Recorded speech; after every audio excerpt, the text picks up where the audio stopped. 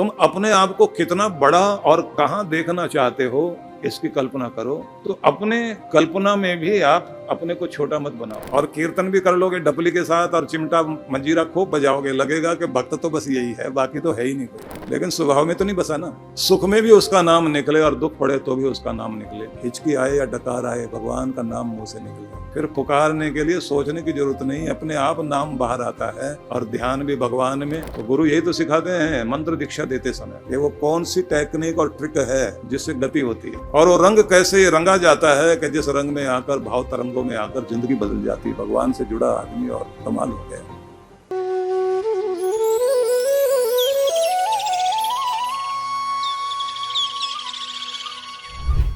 भगवान की पवित्र वाणी को श्रवण करते हुए गीता के इस महान संदेश पर हम सब लोग अपने मन को एकाग्र किए हुए थे, जहां उन्होंने ये कहा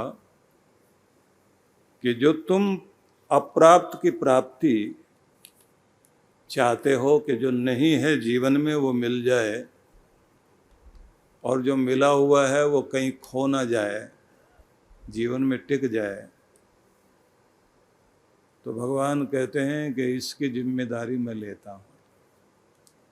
लेकिन तब शर्त लगा दी, जब तुम मेरे प्रति उस तरह एकाग्र हो जाओ जिसे उन्होंने अनन्य भाव कहा।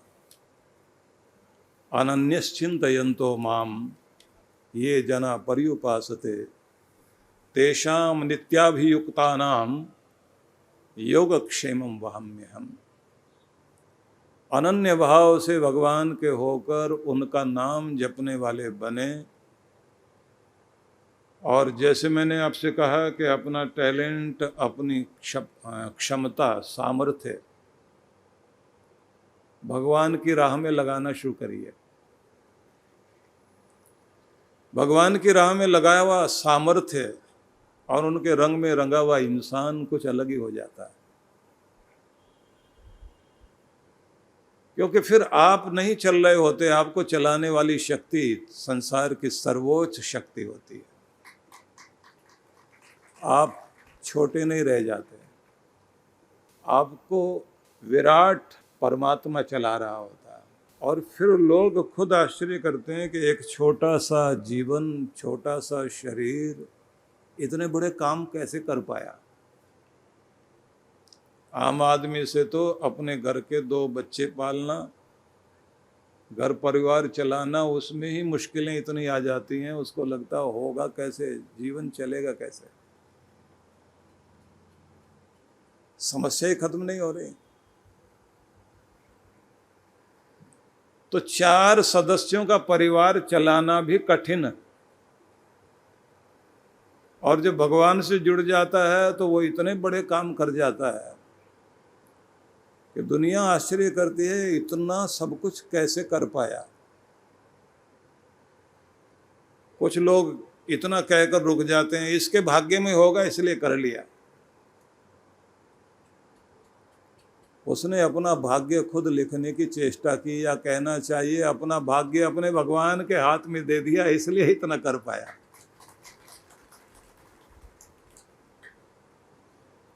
तो अपने कल्पना में भी आप अपने को छोटा मत बनाओ। वेदों में एक मंत्र है जिसमें कहा गया, स्वयं वाजिन तन्वम कल्पयस्व। भगवान ने मनुष्य को वाजिन कहकर पुकारा, बलशाली जीव। हे बलशाली जीव, तन्वम कल्पयस्व। यहाँ तन्वम का अर्थ तन नहीं है, यहाँ तन्वम का अर्थ है तनु विस्तारे। अपने विस्तार की कल्पना करो। तुम अपने आप को कितना बड़ा और कहां देखना चाहते हो इसकी कल्पना करो। वाजिन तन्वम कल्पयस्व, स्वयं यजस्व स्वयं जुषस्व। स्वयं महान करते हुए, कार्य करते हुए, उनका आनंद लेते हुए अपने जीवन को एक महान चोटी पर खड़ा हुआ देखने की चेष्टा करो। अब इसके बाद हम लोग सुन तो लेते हैं, उसके बाद कहते हैं बात तो ठीक है, पहले कोई बोलता समझाता तब तो ठीक था, उम्र निकल गई, शरीर ठीक नहीं, साथ देने वाला कोई नहीं है, रुपया पैसा भी नहीं है, सहयोग भी ऐसा नहीं, अब तो कुछ होने वाला नहीं।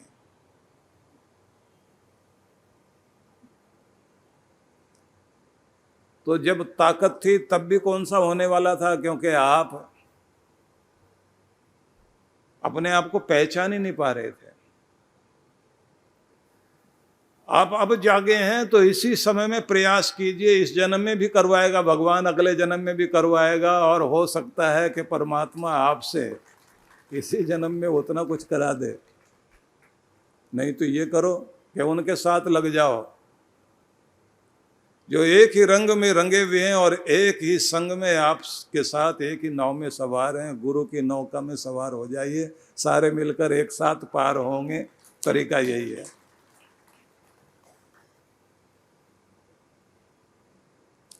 तो भगवान कहते हैं अनन्य चिंतयन्तो माम, अनन्य भाव से जो मेरा चिंतन करता है मेरे रंग में रंग जाता है। जिसके प्राणों में परमात्मा बस जाए, जिसके चित्त में, जिसके स्वभाव में बस जाए। अब यहाँ एक बात याद कर लेना, मजे की बात है।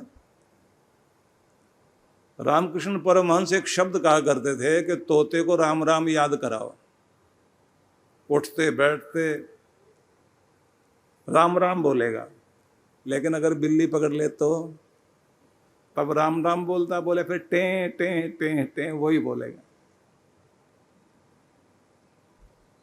समझ में आ रही बात?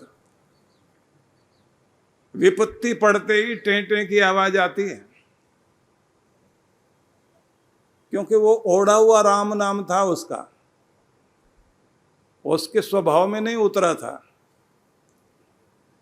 जब आपके हृदय में और स्वभाव में परमात्मा का नाम उतर जाए, तब चाहे दुख हो या सुख हो, खुशी हो या गमी हो, तब टेंटे की आवाज नहीं आएगी, आपके अंदर से परमात्मा का नाम ही निकलेगा। और तब आप कहेंगे तेरी राजी में रजामंद हूँ, जैसे चाहे जिस तरह ले जाए, जो कराए तेरा मीठा प्रसाद भी खाया है तो कड़वा भी स्वीकार है। रंग में रंगना आसान बात नहीं है, इसलिए ये बात याद रख लेना कि याद तो कोई करा देगा, मंत्र भी रटा देगा और कीर्तन भी कर लोगे डपली के साथ और चिमटा मंजीरा खूब बजाओगे, लगेगा कि भक्त तो बस यही है, बाकी तो है ही नहीं कोई भी। लेकिन स्वभाव में तो नहीं बसा ना। सुख में भी उसका नाम निकले और दुख पड़े तो भी उसका नाम निकले। हिचकी आए या डकार आए, भगवान का नाम मुंह से निकले।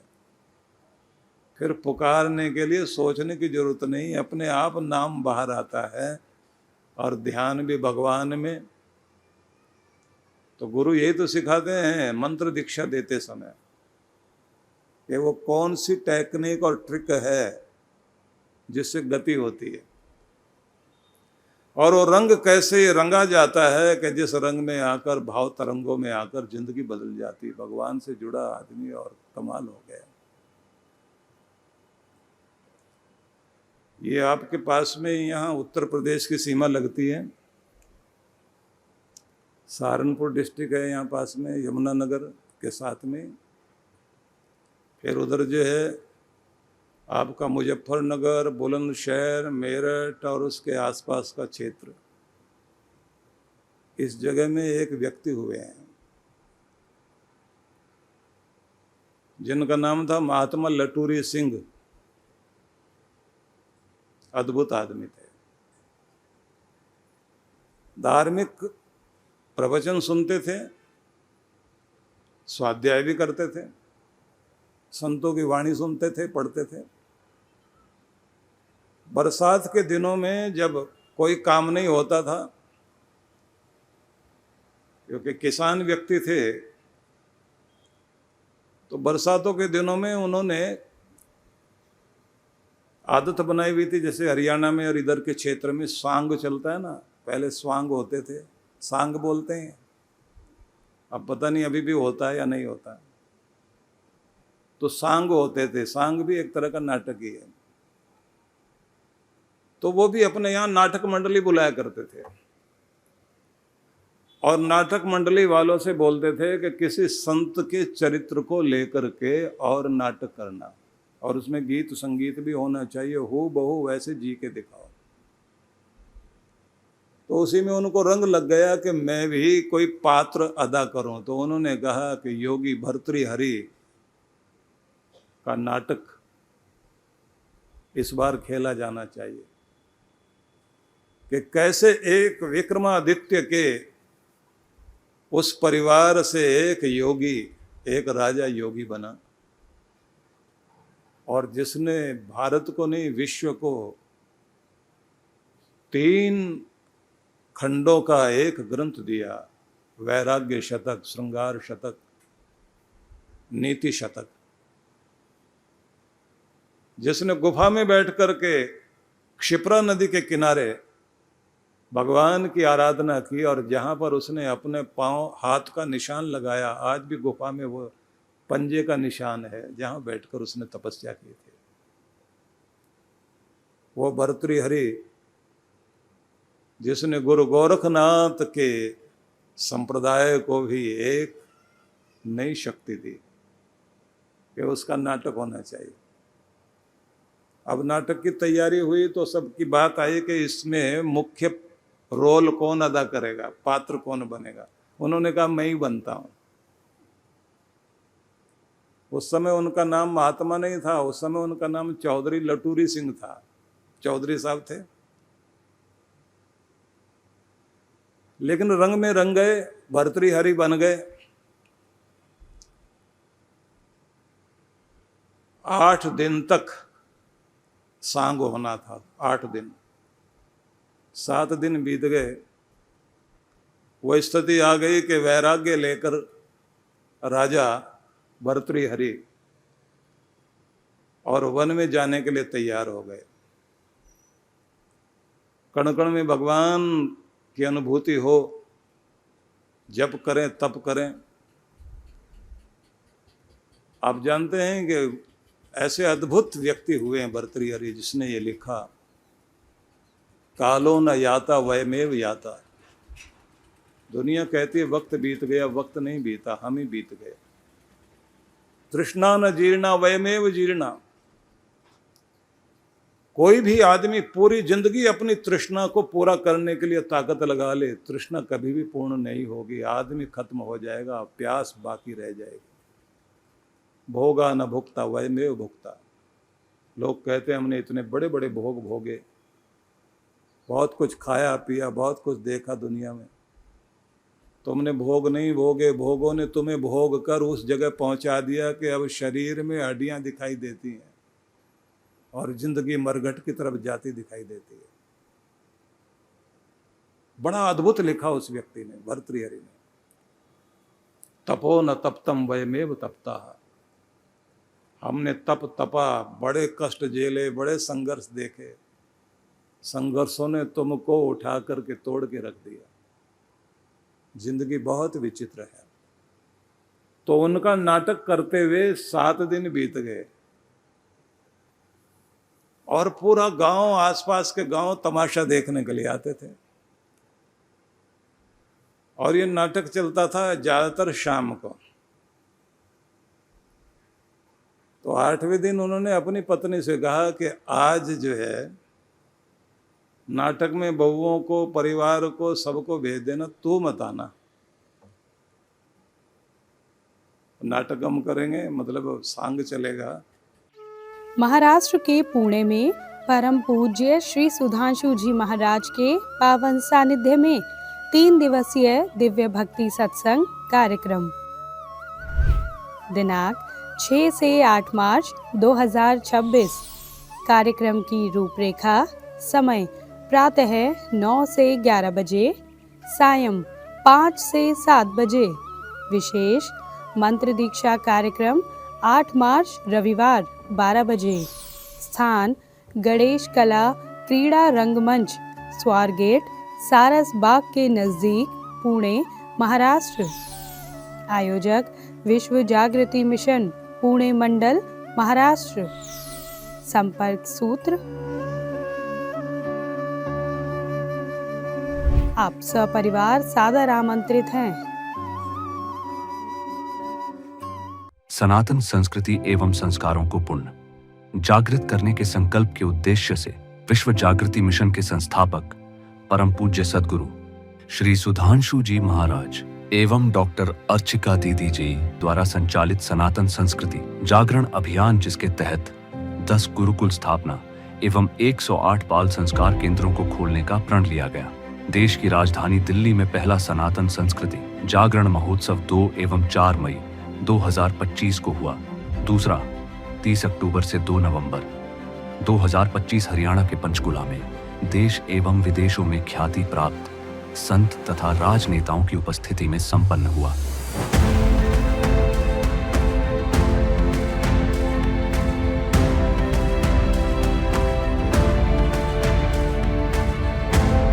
इसी तर्ज पर तीसरा सनातन संस्कृति जागरण महोत्सव 12 से 15 मार्च 2026 उत्तर प्रदेश के मेरठ में होने जा रहा है। कार्यक्रम की रूपरेखा दिनांक 12 मार्च 2026, शुभारंभ सायं 5 बजे से। 13 से 15 मार्च 2026 प्रातः 9 बजे से सायं 5 बजे से। स्थान ITI मैदान साकेत, नजदीक शेल चुंगी, मेरठ, उत्तर प्रदेश। आयोजक विश्व जागृति मिशन, उत्तर प्रदेश, उत्तराखंड, राजस्थान मंडल। संपर्क सूत्र आप सभी इस कार्यक्रम में परिवार सहित सादर आमंत्रित हैं।